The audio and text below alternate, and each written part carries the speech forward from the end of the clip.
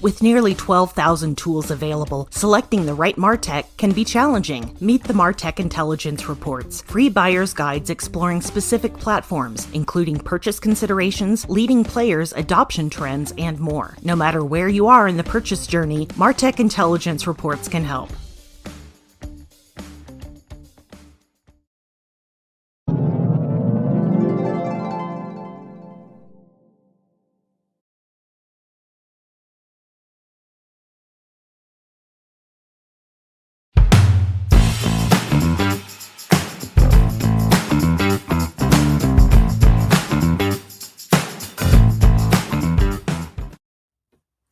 Welcome to the first MarTech conference of fall 2025. I'm Mike Pastor, editorial director at MarTech. You might have noticed we've changed some things up this fall. We're bringing you not one, but two fall MarTech events. And that's because things are moving so quickly, we need to gather the community more often so we can all learn and grow together. So we'll be back on November 4th, talking about AI and agents, and we hope to see you there.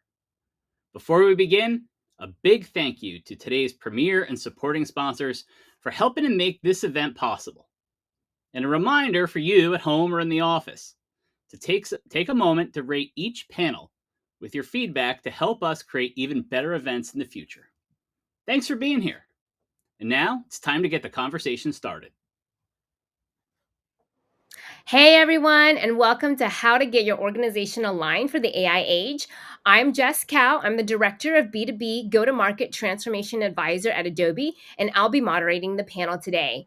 I am so lucky to be joined by Verl Allen, the CEO of Clarivine, Jules James, the Director of Go-to-Market Systems at Flecio, Ali Schwenk, a founder of marketing strategist at Simple Strat, and AJ Sedlak, the marketing technology and governance lead at Ford Motor & Company.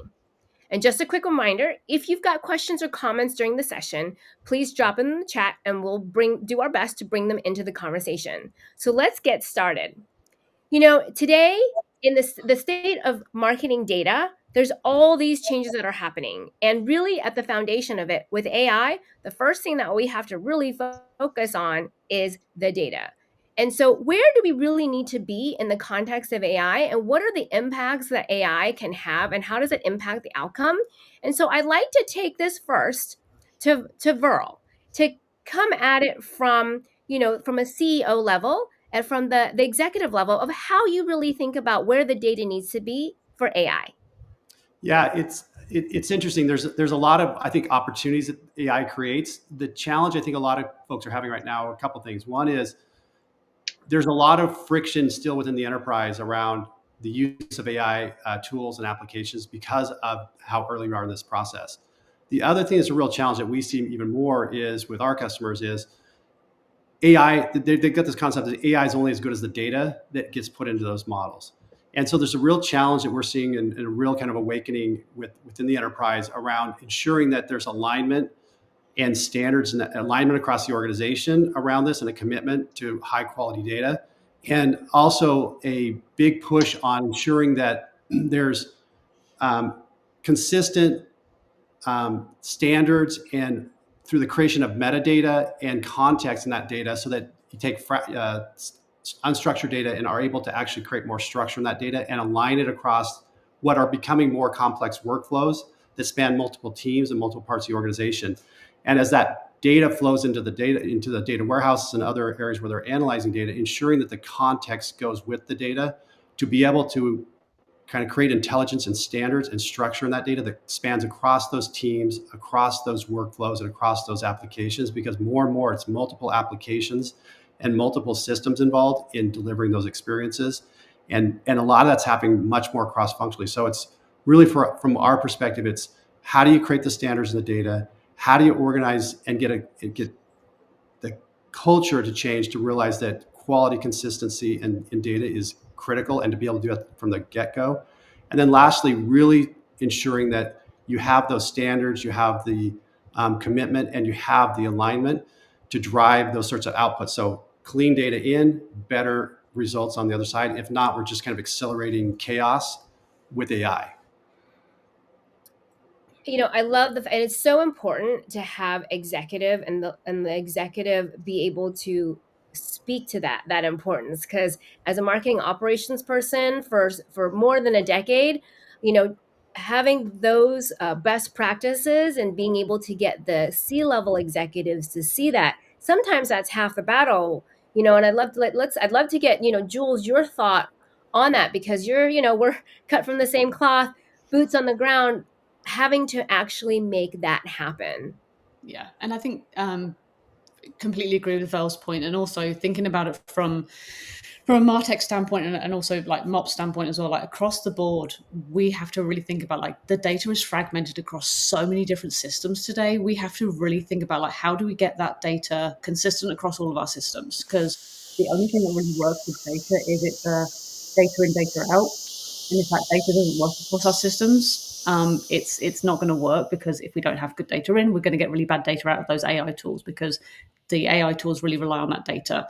The other thing we have to think about is who is going to manage that? Because if we have that data in, if we don't have our systems aligned, if we don't have alignment with our IT teams, if we don't have alignment with our sales teams, if we don't have alignment with even like our finance teams, we are going to make sure that we're not going to have our systems doing what they should be doing. We're not going to have our MOPS teams can't manage all of those systems as well. Our GTM systems teams can't manage all of those systems alone. So how do we get all of those tools working together? So that's very, very important. And I think the other thing we have to think about is, if we don't have the accuracy in those data, it really does affect the bias. And it's going to affect our customer experience. It's going to affect our ROI measurement, because at the end of the day, if we're using AI, and I know we're going to get this later in the conversation that we have, we need to measure how effective the AI tools that we're using are as well. So bad data in, bad data out, bad customer experience. And at the end of the day, we can't measure how effective any of those tools that we're going to use are going to be as well. We've been talking for decades around garbage in, garbage out, right? Yep. We've been preaching that for a while, and it's almost like, we can kind of get away with, and we're just like, we're the ones who are like, oh, we really need to have this, and like, oh, we can get away with it. And we have been getting away with it for a long time, but it's almost like, because of AI, you can't. Yep. Right? Because you literally can't. It almost forces you to actually do the best practices that we've been talking about all along. And I think it's a great, it's AI with all the change, all the uncertainty, kind of, change is scary. But it really forces us, and it gives us an opportunity. I know for us in marketing ops and in marketing, it really forces us to like hold ourselves to the best practice standards that many of us have been talking about, because there is no other choice.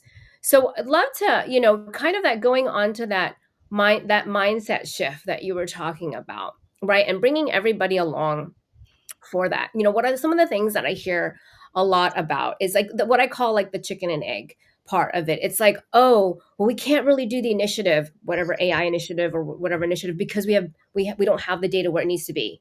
And it's almost like we can't start until we have the data, but we need to start, right? So it's like, it's almost like there's a couple of things that I see as, coming from being, running marketing operations for so long, and then now being in the advisory position, which is almost like the fact that you're going to change and adopt an AI and go through this transformation will actually be the thing that you need to kickstart to actually get your data clean, right? Instead of the other way around. It's like, oh, I can't do anything until I get my data clean, because your data is never going to be clean. So I'd love to, Allie, get your opinion on, like, as a marketing leader, how do you decide when data is good enough, and actually as part of that process, you're going to get better data as you learn more. So I'd love to hear your thoughts on that. Yeah, I mean, I could just amen to everything you just said, but I think the challenge as a marketer is, it's kind of like waiting to go on a diet tomorrow or start your fitness program tomorrow. There's always going to be a tomorrow, and there's always like, I'm going to do it better tomorrow. But as marketers, we have to ride this line between speed and certainty, and that has always been the challenge. And so our teams want us to execute faster, but then they want the certainty of the results and the measurement. And there's all of these types of things that are being discussed among marketers now, but for me, it comes down to three things, and that is context, consequence, and confidence. So those three C's really help me look at when data is good enough. So context is, what is this data being used to do? So I'm involved in a project right now where we're layering AI on top of a lot of sales and marketing data. And the context of that is we're going to use this information to make decisions about the future of our market and how we change our strategies. So the context there is very, very important. The consequence of us getting that wrong could actually mean that we apply a bunch of resources to things that may not eventually provide an ROI because our data is dirty. And then, in the confidence factor, how are you going to test that? So there's never going to be good enough data. Perfect is just not going. It's always good to strive for it, but we can never reach that. So how do I get confidence? What are the guardrails? What are the definition of good enough? And how do I test against that assumption? For example, we recently tested against a closed won scenario to use some lead scoring and found out that our lead scoring was actually not going to be predictive of the outcome we look for. It gave us way too many low quality leads. So I think that's really important to think about those three C's and then always balance that speed and certainty equation. I mean, I love that, right? Because we're always stuck between like, do we go faster, or like, I want to know. And I get asked a lot around certainty, because we're like, hey, is this going to give me? I want certainty that this is going to give me ROI. Certainty, right? And I think a lot of people really think about, oh, but I don't know, right? I can't be certain. It's like, actually, what we can be certain of is if we start. We just need to start and try and iterate. And I think one of the things that I see a lot with AI in terms of trying to understand, is this going to be better? Which direction should I go into? Is they like to do a lot of comparisons, like the old way versus the new way, and say, hey, did it do better? And AI and how we do things is completely different. So I love the fact that you talked about context and consequence, the context of what we're going to do. And I think like AI unlocks so many doors because of that, you know. And in order to kind of execute on AI, we kind of talked about this actually backstage before we started, which was really around like, to do all these things is a lot more technical. So we really, IT is a lot more involved in a lot of these initiatives, right? This is a company-wide initiative. It is no longer Mhm. a marketing initiative. Marketing is actually at the forefront of adopting AI. And there's some interesting trends that are out there right now in terms of budget, how like the technology spend has changed, where it used to be like 75% IT, 25% marketing technology, and then now you're seeing the growth. I mean, look at the explosion of the number of tools that we have now, right? And then we're seeing like a 50-50 where marketing tools are actually the larger percentage of the budget now, because I mean, marketing is adopting all these things. So that's a long way to kind of tee us up for for you in the audience. And I'd love to be able to ask you out in the audience for your perspective, and we'll launch a poll, and that's really around, what is the biggest challenge in marketing and IT alignment. So you'll be asked to join the poll. And so please enter your first name and click on the join audience button. And that's going to kick off your ability to provide us feedback in this poll. You're going to click on the polls icon in the right corner of the video window, and you will see the poll come up on the right side of your video window. And so please select one of the options uh, for what's really the biggest challenge in marketing and IT alignment. And we'll wait about 20 seconds to give everyone a chance to respond. Right? So is that like siloed teams? Is it data quality? Is it the gap in the skill sets? And one of the most important ones is really around resistance to change. So I can tell you how I voted. And again, let me go over how, so again, join the audience to participate, enter your name, click on the join audience button, click on the polls icon in the top right corner of the video, and you'll see the poll come up on the right side of the video, and select an option. And so was that 20 seconds? So let's bring up the results and see what it says. Dun dun dun. Ooh. Siloed teams was the top one. But they're all coming up pretty close. Data quality and resistance to change. Siloed teams, right? And that actually kind of goes right into that kind of really goes right into siloed teams. We talk about alignment, and I think previously someone had brought up alignment. And in marketing operations, I always talk about how we're really half IT and half marketing. You know, but what does it really mean? What does alignment really mean? Does alignment mean like getting on a meeting, like, let me tell you what I'm doing, you're going to tell me what you're doing? But what does alignment really means in terms of people and processes and technology?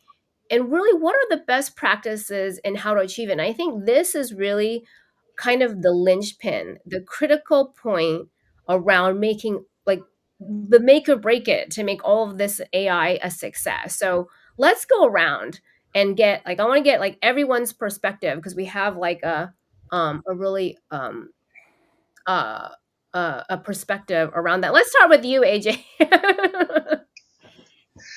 Yeah, I think when it comes to alignment, I think the reality is that as marketing ops people, we've been here before. There was a time when lead handoff was marketing and then sales, and we kind of disconnected from it.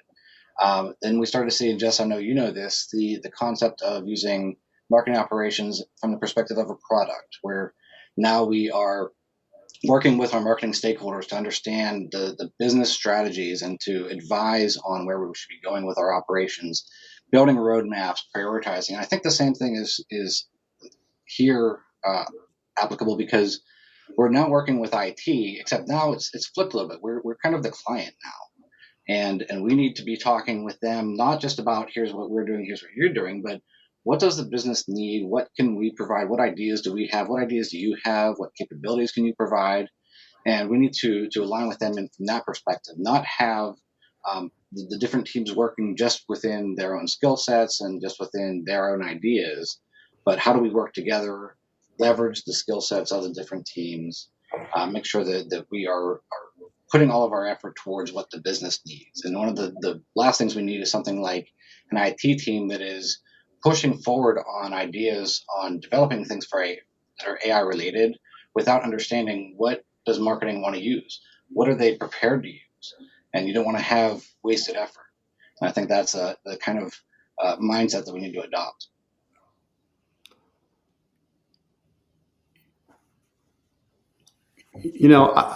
I have also, I recently, I think the big part of this and was sort of hit on by AJ, which is alignment around goals. There's just sometimes misalignment both around goals and kind of what the measures of success are between those two teams. And I saw this recently, an example with one of the large kind of home repair companies out there. And it was interesting. You had IT saying, hey, we want to help marketing solve a problem, bring in a large SI. It was a multi-million-dollar project to solve a problem. We brought to the marketing team a solution that was really kind of built into our solution as a way to solve this problem.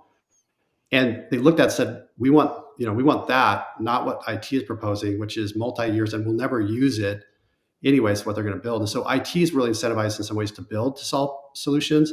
And I see marketing a lot of times is like, how do we solve this quickly in a way that meets our needs and doesn't require this large build out of kind of capability and internally owning it? Because there's a trust, I think you hit on AJ, trust factor between the two groups of, if you guys build it, IT builds it, are we going to be able to use it? And if they build it, are we going to be able to support it?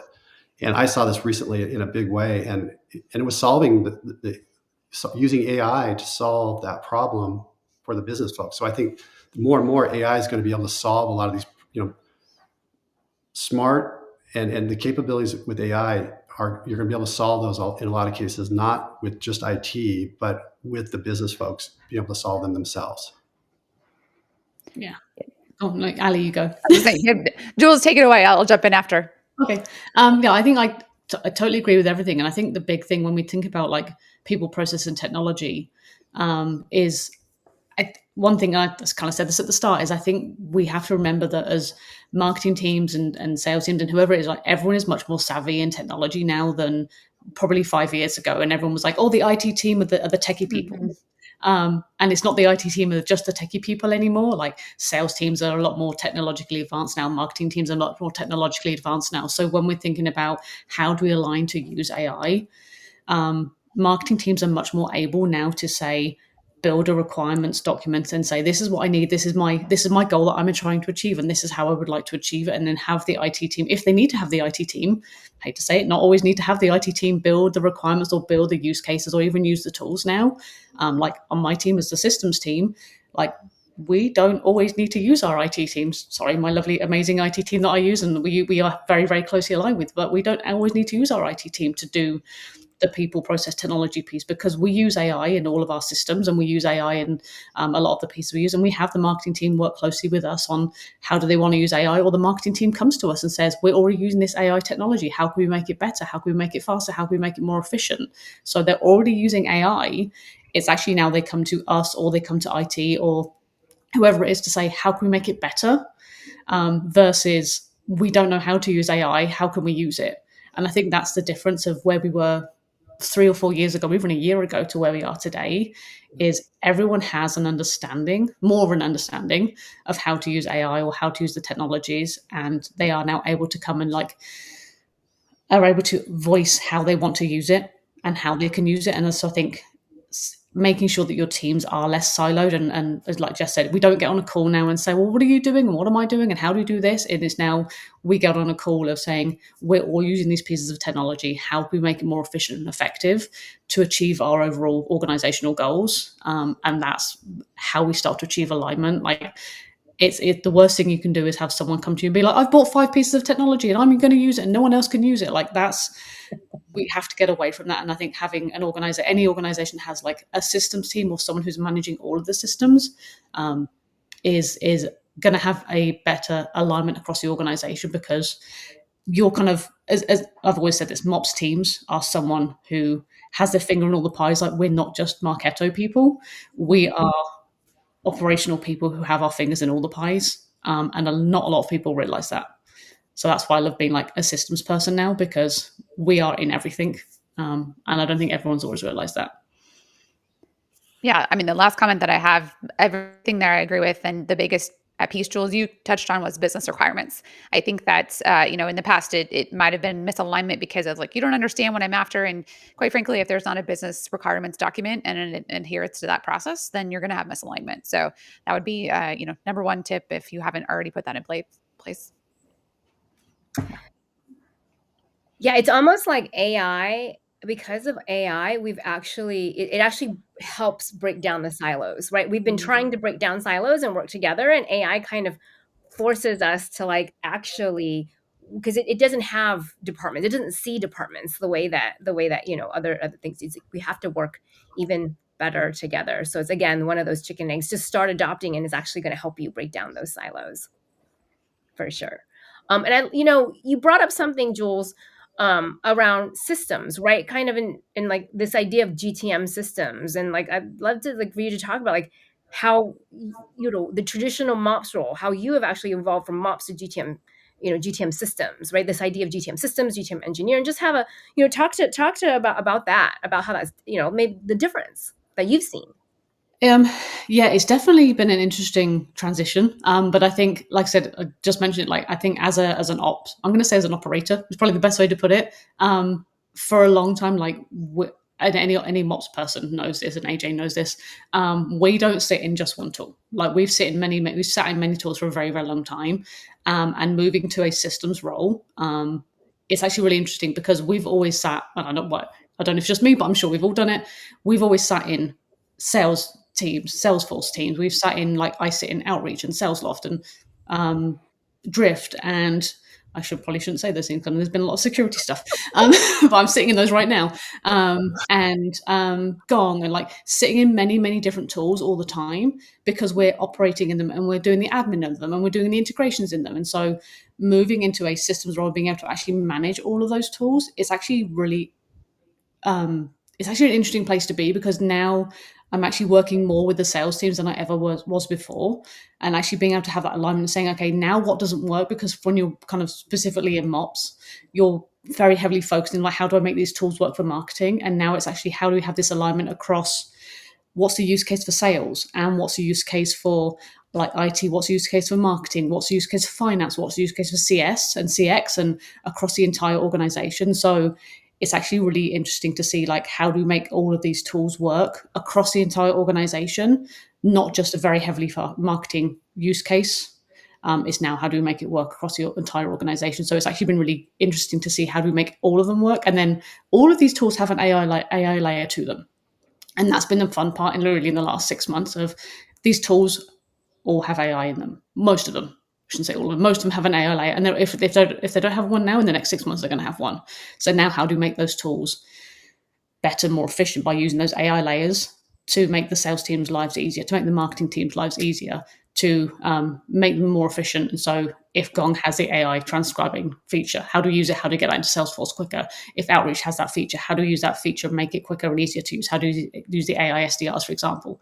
So making those better. And then obviously on top of all of that, how do we report on that? How do you use it? How do you use the ROI to make it more effective for the teams? No, I think that there's a lot of change and a lot of things to go figure out. AJ, I'd love to get your thoughts on that. Really like kind of all the things that you're doing in terms of translating like all of these needs and get your perspective. Yeah, and I think Jules said a lot of really interesting things about the number of systems that we deal with, and I think one of the I think underappreciated talents of a really successful marketing operations person is even if you've got favorite platforms and even if you've spent a lot of your time in specific platforms, whether it's Marketo or HubSpot or Eloquent or whatever, I think that to be really successful, you have to understand how systems work. It's not just about what do these buttons do, how do I build one particular thing in these systems, but how do these systems talk to each other? What are the real underpinnings, the foundations? What are good data practices? And if you understand that, you can develop much more robust solutions. You can transition from one platform to another more easily. You can figure out integrations better. And if you are only focused on what you learned in a training session about that platform, you're going to be limited. It's going to limit your career. It's going to limit what you can solution for your organization. You're not going to be prepared to really solve problems creatively. And if you understand what is happening behind the UI, how is this system just working within itself? How do these different aspects, the data objects and the flows, how do they work with each other? That's where you're going to unlock the power truly that any platform can offer, no matter how limited it might seem to be in how it works. If you know how the systems work, you can figure out ways around that. And I think that's really important. And I think that comes back to, right, we have to make them work, we have to know what we're trying to make work, right? So there's the responsibility for taking business requirements, you got to translate them into use cases so that you can then figure out what to do. And where, a lot of times, it's like a hot potato, right? But where should that function, where should that cross functional role live? Is it who's responsible for it? Is it marketing ops? Is it IT? Is it marketing? Who takes the hot potato? I'll take that to AJ. What do you think? I don't think that's any one person. I mean, that really needs to be a group decision. There's, I think, even though we are seeing a lot more technical skills in marketing ops, there is still a gap there. There's still, I think, a tendency to see more of the really developer heavy type of people in IT. And I think that there is a level of that kind of acumen that's going to be hard to find in a lot of marketing teams. And I think you really need to make sure that you are aligning the people who can think in code and really understand the deep technical aspects with the people who are thinking more about the customer experience and the creative solutions. And by bringing those together, you can find that middle ground, that part where you overlap, and sort of hand off the development of some of those requirements. And the IT can talk about what capabilities they're seeing in the platforms that they own, and marketing can talk about the areas that they want to improve the customer experience or the decisioning or what outcomes they're looking for. And between those multiple people, you can really flesh out what is possible. You can talk about ideas that can be fed into strategy and talk about how strategy needs to be accomplished from the actual functional build. No, that's Virl. I was going to ask you for your kind of thoughts on this as a CEO, as working with customers, to get your take. Yeah, it's interesting. I was just on a call earlier this morning, and I'm in Mountain Time Zone, so it was very early with one of our customers in Europe. And the thing that what struck me, AJ, with what you just said is this: what I'm seeing is there's an emergence in these conversations now of the chief data officer. So sitting between IT, sitting between marketing, and because more and more, what everybody's trying to get to is how do we use the data to make better decisions? And it's not that IT and marketing are at odds with each other on that. I think everybody wants the same outcomes. It's about how we get there. And this conversation morning was interesting was the chief data officer was on and sitting kind of between the two saying, here's the implications of some of the decisions and some of the decisions that are made on both sides on the data itself. So almost not refereeing, but helping to inform the decision. So that's another emerging role that I see now, both on the marketing side and intersecting with IT, is that chief data officer, because data is the fuel that's going to drive this next era. And the fact that we're now taking humans out of the loop even make it more critical that you have context in the data and standards of that data so that the machines understand and the context it flows into those versus having people kind of intervening on that, because the scale of the data is just getting too large for that to happen. And with AI, and all the data systems out there, more and more, it's how do we take humans out of the loop, which requires a real change in how we think about structuring that data and including more. When I say context, more structure and standards around that data, and that the machine themselves can interpret, because everything's cross-channel as well. More and more. I love that. I'm gonna go get me a chief data officer. Awesome. Well, this has been such a great discussion, and let's go ahead and move over to the Q&A, and let's see what questions have come in. All right, let's see.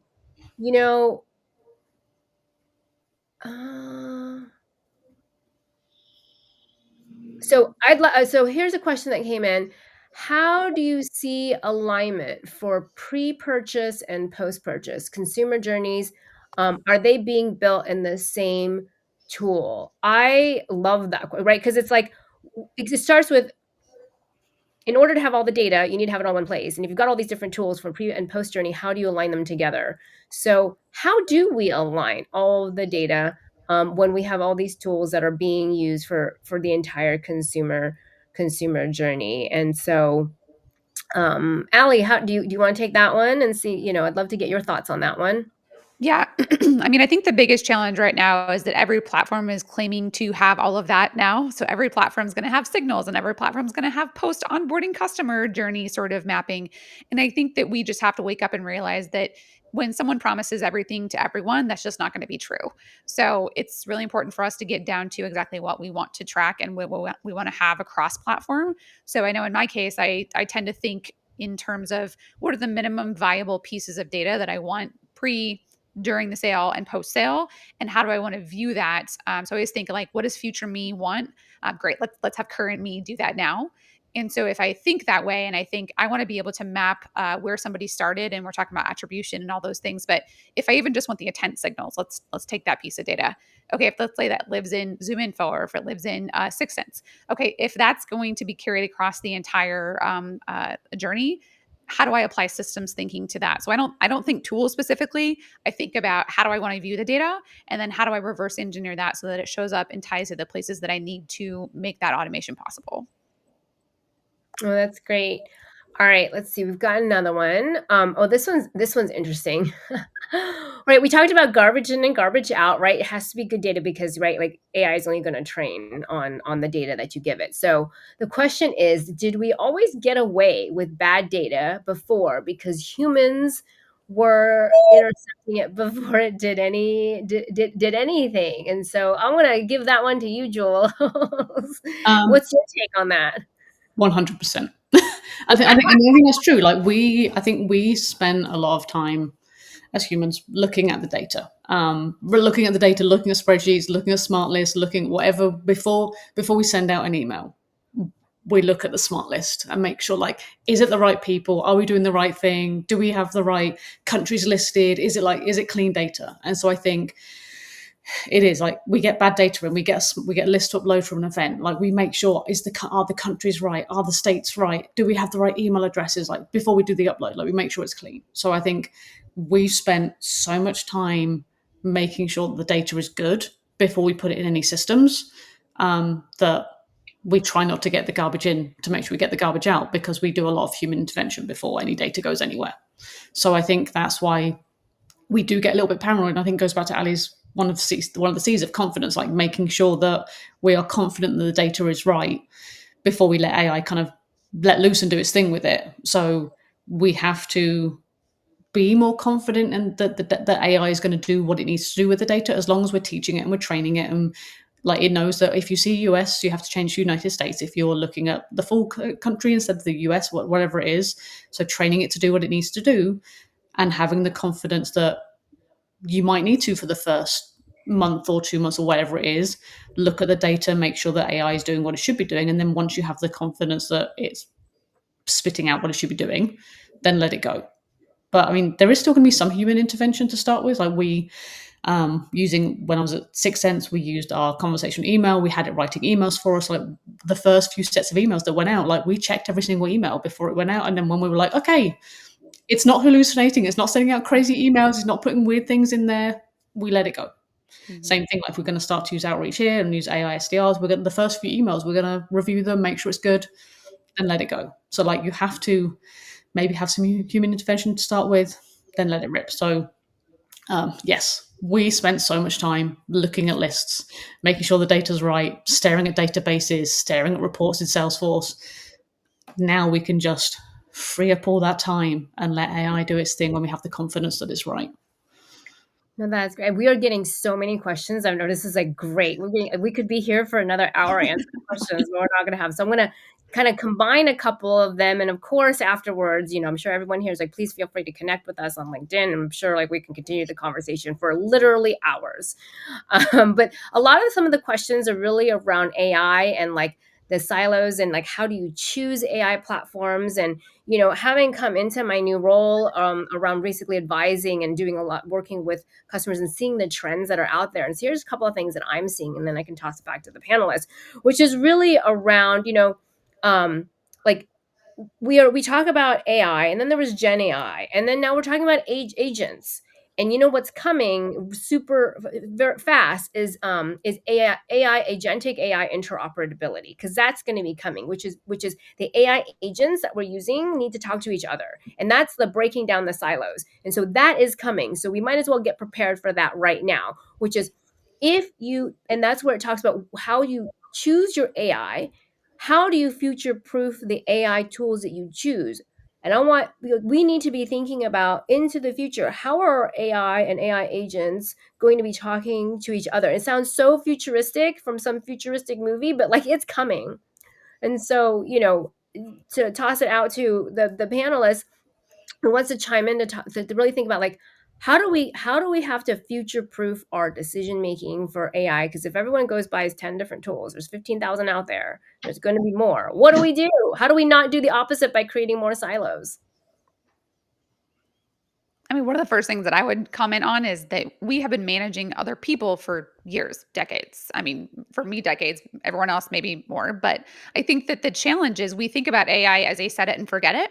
And AI is still a let's call it a robotic people to be managed. And so if you delegate a decision to your team now, you likely have parameters with which you expect that decision to be made. And that is the gap that I think we're forgetting. And you mentioned it a little bit, Jules, in terms of training the AI right now in terms of writing emails. But we're going to need to use that same sort of training and methodology for us to understand how the agents are talking to each other and making decisions. So it's a whole different level of leadership and delegation. And I think that's the challenging part for me is we talk a lot about this in terms of like the tools and the realms. This is a whole new level of leadership. And I think we have to take that on as both marketing leaders and executive leaders to know we're entering a whole new age of leadership, not just a whole new age of AI. Yeah, I was thinking a lot of the same lines that there's almost a need to have the corollary to employee reviews and one-on-ones where there's actually accountability to what decisions these agentic AIs are making.